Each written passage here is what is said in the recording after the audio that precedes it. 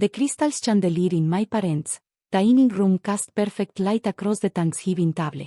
23 family members sat around the extended table, laughing, drinking wine, celebrating. My sister Jessica stood at the head, glass raised, face glowing with triumph. "I have an announcement," she declared, and the room fell silent. Mom and Dad have decided to sign the family estate over to me.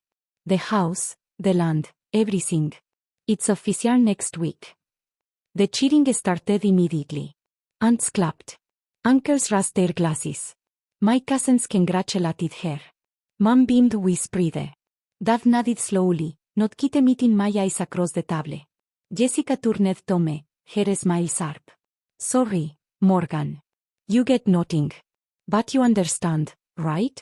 I'm the one who stood. I'm the one who helped. You left."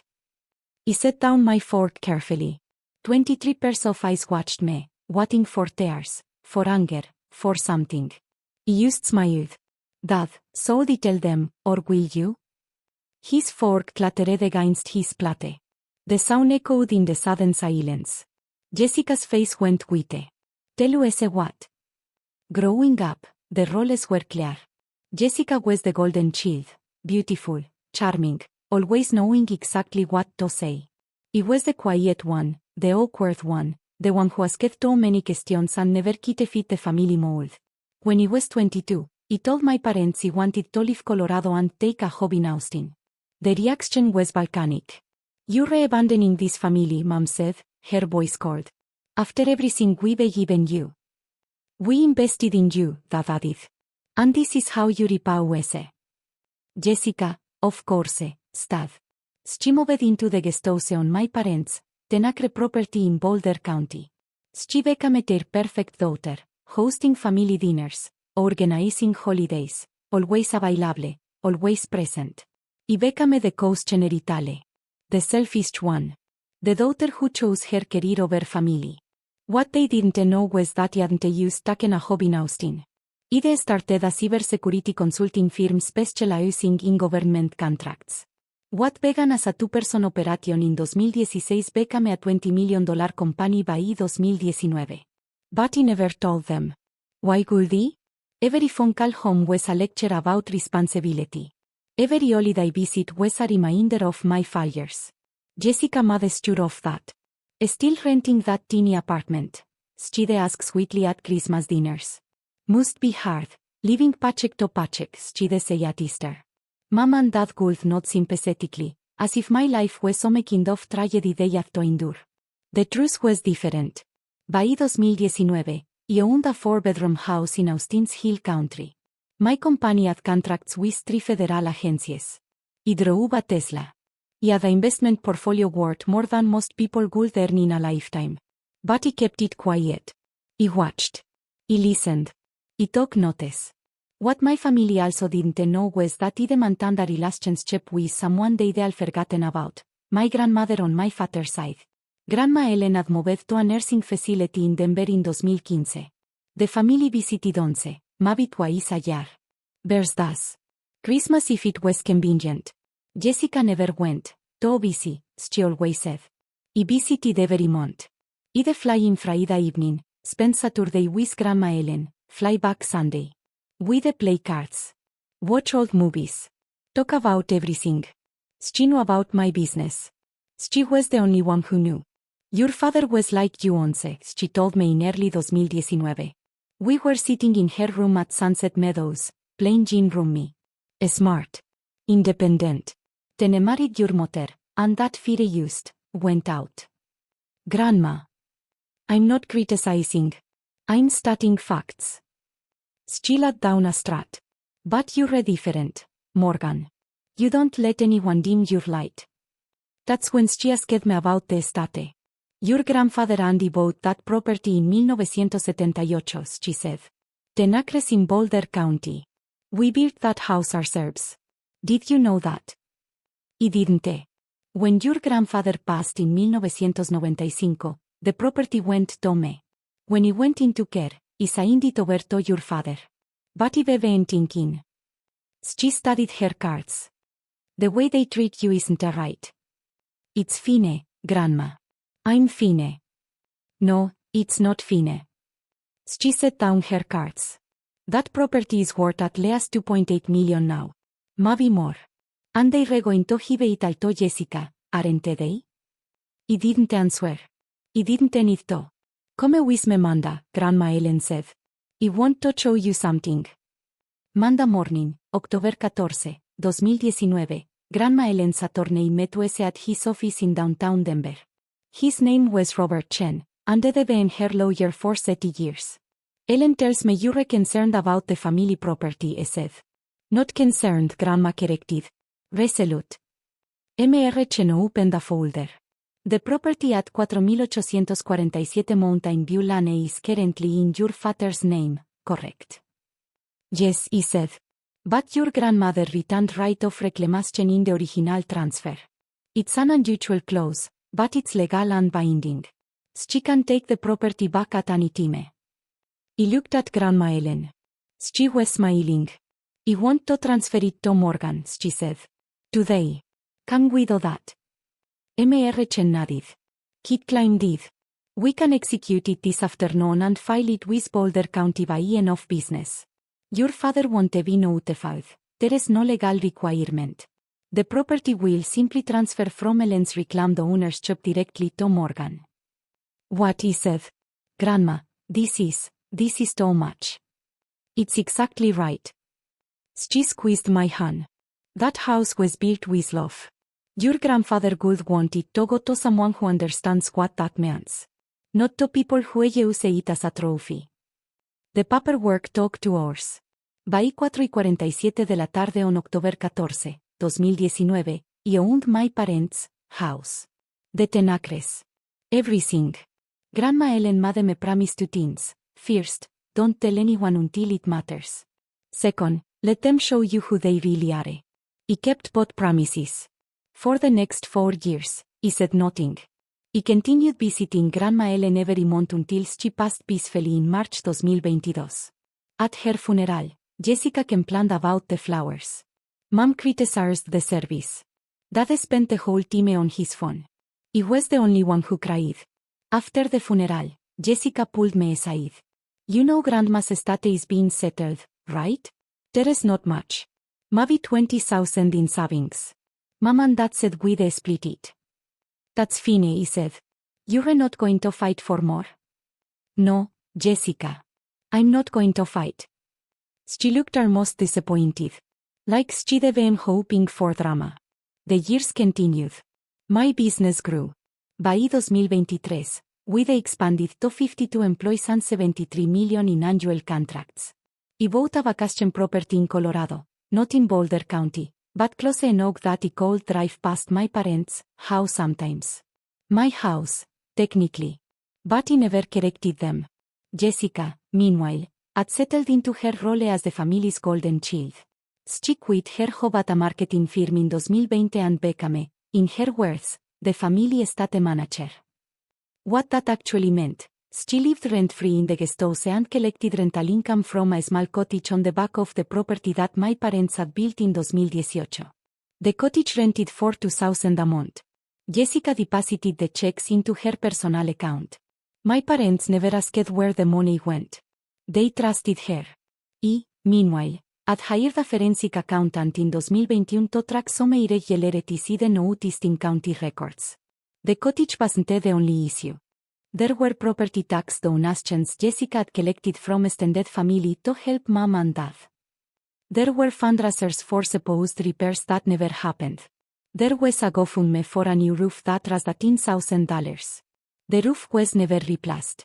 My accountant estimated Jessica had collected approximately $247,000 in various schemes over 4 years. I documented everything. Waited. Watched. Noviembre de 2023. The invitation arrived via family group text. Jessica, big Thanksgiving this year at Mom and Dad's. Everyone is invited. I have exciting news to share. Mom, can't wait to sweat you. Corazón rojo. Dad, proud of you, Jess. I almost didn't go. But something told me this was it. This was the moment Grandma Ellen had told me to wait for. I flew to Denver on Wednesday. Checked into a hotel. Drove to my parents' Hauser's afternoon. The place looked exactly the same. Beautiful Spanish colonial architecture. 10 acres of pine trees and mountain views. The cottage in back, my cottage, legally, had its lights on. A young couple lived there now. They had no idea I was their actual landlord. Inside, the house was chaos. 23 family members. 3 turkeys. An oak wine to stock a restaurant. Jessica was everywhere, greeting guests, directing cousins to set tables, playing the perfect hostess. She saw me arrive and her smile tightened. Morgan. You come. Bold and tell me sit. Well, try not to bring down the mood, okay? This is a celebration. Dinner started at 4. The food was spectacular. Jessica had hired caterers, apparently. Someone complimented her on the expense. Oh, it's worth it, Jessica said. This house deserves the best. This house. My house. At 5:30, Jessica stood. Tapped her wine glass. The room fell silent. I have an announcement, she began. I set down my fork. Here it comes. As you all know, I've dedicated the last several years to helping Mom and Dad maintain this beautiful family estate. It's been my honor and my joy. Approving nods all around. Well, I'm happy to announce that Mom and Dad have decided to sign the property over to me. The house, the land, everything. We're making it official next week. The cheering was immediate. Deafening. Aunt Patricia, you deserve it, honey. Uncle Mike, about time they recognized your hard work. Cousin Sarah, this is amazing, yes. Jessica beamed. Then she turned to me. The smile became something else. Sharper. Sorry, Morgan. You get nothing. But you understand, right? I'm the one who stayed. I'm the one who helped. You left. 23 faces turned to me, waiting for my reaction. Mom looked almost apologetic, but said nothing. Dad stared at his plate. He picked up my wine glass. Took a sip. Set it down carefully. Then he smiled. Dad, he said quietly. So they tell them, or will you? The room went silent. Dad's fork clattered against his plate, the sound impassably loud. Jessica's face drained of color. Tell us what? He looked at Dad. He was frozen, his expression somewhere between panic and confusion. Dad. He prompted. Do you want to explain, or should I? Morgan, I don't know what you started. He reached into my purse. Pulled out a manila folder. Set it on the table in front of him. Open it, he said. His hands shook as he picked it up. Inside were 3 documents. Uno de quit claim deed dated October 14, 2019. 2. The Boulder County Recording Certification. 3. A letter from Grandma Ellen, written weeks before she died. Dad's face went gray as he read. What is it? Mom demanded. What's in there? Jessica tried to grab the folder. He caught her wrist. Don't, he said quietly. Dad looked up at me. This says the property was transferred to you. In 2019. From my mother. The room exploded. What? That's impossible. Says lying. Jessica snatched the deed from Dad's hands. Read it. Read it again. Her hands were shaking. This is fake, she said. This has to be fake. Boulder County Clerk's office is open tomorrow, he said calmly. You can verify it yourself. Property parcel number 147-32-009. Owner of record since October 14, 2019, Morgan Elizabeth Harley. That's me. Mom stood up so fast her chair tipped backward. You stole our house. I didn't steal anything. Grandma Ellen legally transferred property that was legally hers to transfer. She had no right. Mom's voice was shrill now. She had every right. Dad, you might want to look at the original transfer documents from when Grandma went into care. There was a reclamation clause. She could take the property back at any time. Which she did. And then she gave it to me. Uncle Mike stood up. This is insane. You can't use it. He already did. He looked around the table. This house has been mine for 4 years. The land. The cottage in back. Alo fit. Jessica was witten uppklädd, gripping the deed. You've been lying to us for 4 years. You haven't told about anything. You never asked who owned the house. You just assumed. You let us believe. I let you show me exactly who you are. I pulled out my phone. Opened a folder. So we talk about the rental income from the cottage, Jessica? The $2,000 a month you've been collecting and keeping. Her face went white. Or the property tax fundraiser where you collected $17,000 from the family? The roof GoFundMe that was the $10,000? The estate maintenance fees you've been charging relatives. Aunt Patricia gasped. You told me that money was going to property taxes. It was supposed to. Jessica shouted. It went to Jessica's personal account. I turned my phone screen toward the table. Bank statements. Transaction records. Alo fit. My forensic accountant estimates you've collected approximately $247,000 in fraudulent fundraising over 4 years. The room erupted again. Shouting. Accusations. Aunt Patricia and Uncle John demanding to know where their money went. Cousins pulling out their phones, checking their own records. Dad sat frozen, staring at the deed. Mom was screaming. You ungrateful, manipulative. I'm ungrateful? I stood up now, my voice cutting through the chaos. I visited Grandma Ellen every month for 4 years while you people couldn't be bothered. I was there when she died. I'm the one who actually cared about her. We cared. Mom shrieked. You visited twice a year. Jessica never went at all. Jessica slammed her hand on the table. I was busy maintaining this house. You were living rent-free and stealing from the family. I earned this house. You earned nothing. This house was built by my grandparents. It belonged to Grandma Ellen. She chose to give it to me.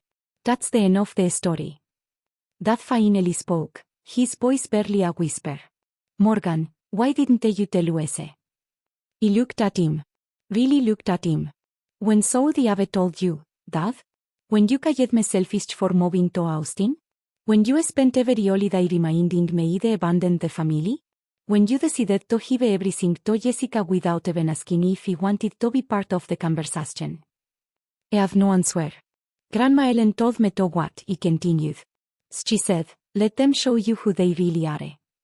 So I waited. I watched. And you saw me exactly who you are. Jessica's voice was venomous now. You're not getting away with this.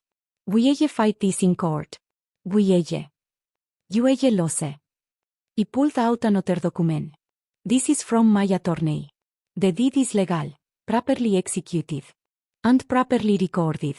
You have no standing to challenge it. None. We sue for the rental income you sold have been collecting. Go ahead. I've been paying property taxes, insurance, and maintenance for 4 years. I have receipts for everything. The cottage rental income don't even cover my annual costs. Uncle Mick spoke up. So what happens now? You're kicking your parents out of their home. He looked at Mom and Dad. That depends on them. The room held its breath. Here's what's going to happen, he said. First, Jessica is moving out of the guest house. Today. You have 2 hours to pack your essentials. The rest can be collected next week with supervision. You can't. It's my property. I absolutely can. Second, the cottage rental income goes into an escrow account immediately. The current tenants will be notified of the owner's job change. Their security deposit, which I'm sure you kept, Jessica, will be refunded from your fraudulent fundraising money. Jessica's mouth opened and closed like a fish. Tirth, he continued, looking at my parents, you can stay in the main house. I'm not kicking you out. But we need to have a very long conversation about what happens next. Mom found her voice. You're going to hold this over our heads forever, aren't you? Our own daughter. I'm going to protect what Grandma Ellen trusted me with. That's what I'm going to do. Dad stood up slowly. The fundraising money. Did Jessica really? Every penny is documented. I have bank statements, transaction records, the owner receipts. I love it. I looked at Jessica. Is this true? She said nothing. Jessica. Is this true? I needed that money, she finally shouted. Do you know how much work it's been, maintaining this place? Hosting everyone? Being the perfect daughter while Morgan got to run off and live her life. So you stole from the family, Dad said quietly. I earned it. You stole it, I corrected. And that's going to have consequences. Aunt Patricia stood up. I want my money back. $17,000, Jessica. Now. Uncle John nodded.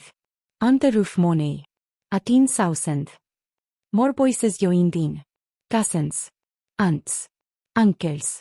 Everyone Jessica had scammed over the years.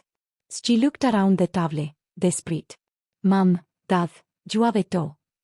But Mom and Dad were staring at her like they'd never seen her before. Jessica grabbed her purse. Fine. You're all going to regret this.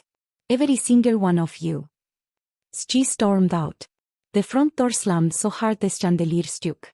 In the silence that followed, Aunt Patricia started crying. Uncle Mike was on his phone, probably calling his lawyer. Cousins were arguing in hushed voices. I looked at my parents. I'm staying at the Hilton downtown. When you're ready to talk, actually talk, call me. You have until Monday to decide what kind of relationship we're going to have going forward. Mom's voice was small. Morgan, please.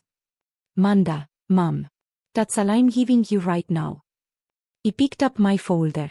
Walked toward the door. Dad called after me. Did your grandmother really write you a letter? I stopped. Reached into the folder. Pulled out the last page, Grandma Ellen's letter, written in her chalky handwriting 3 weeks before she died. I walked back. Set it on the table in front of him. Read it when you're ready, he said. Then he left. The hotel room was quiet. I ordered room service. Sat on the bed. Let myself feel everything I'd been holding back. My phone started buzzing.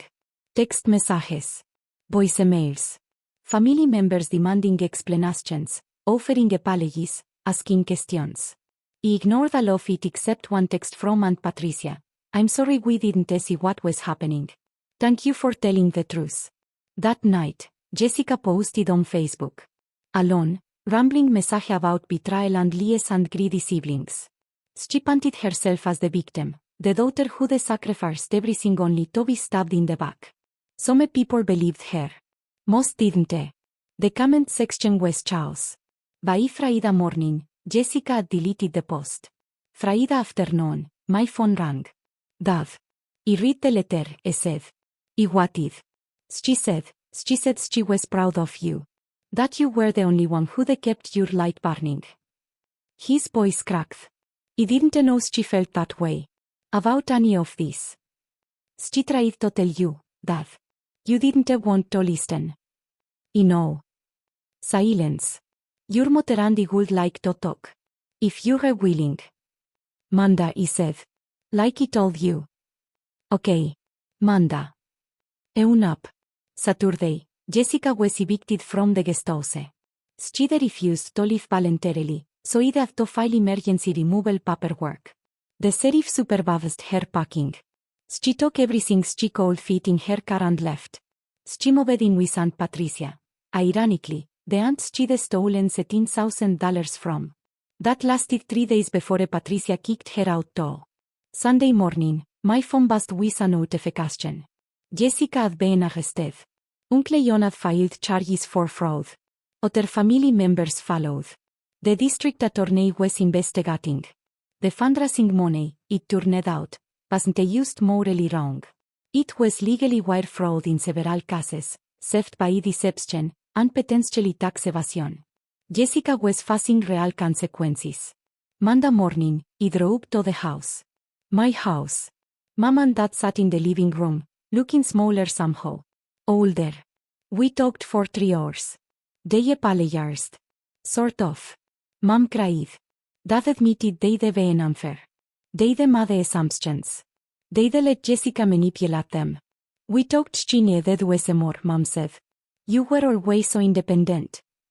Dato entemeani didn't need you, he said quietly. I know that now. We talked about the future. He told them they could stay in the house as long as they wanted. Rent-free. But the relations have to change. No more golden child, he said. No more scapegoat.